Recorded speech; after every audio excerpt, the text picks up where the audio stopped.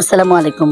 শুটকি লাভারদের বলছি, খেতে মন চায় লাল লাল ঝাল ঝাল শুটকি ভর্তা? তো চলুন দেখে আসি কিভাবে বানালাম আমার শুটকির ভর্তাটা।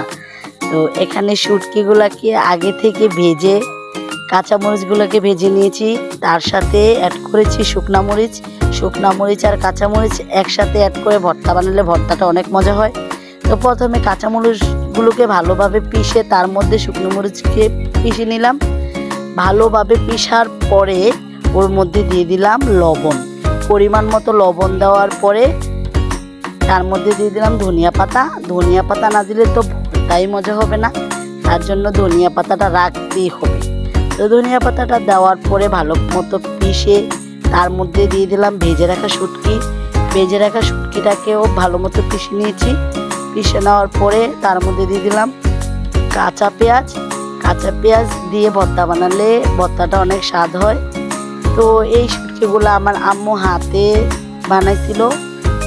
পুঁটি মাছগুলারে কেটে পরিষ্কার করে ধুয়ে রোদের মধ্যে শুকাইয়া শুটকি বানাইছে। এই হাতে বানানো শুটকিটা এত মজা হয়, আপনারা যদি চান হাতে বানিয়ে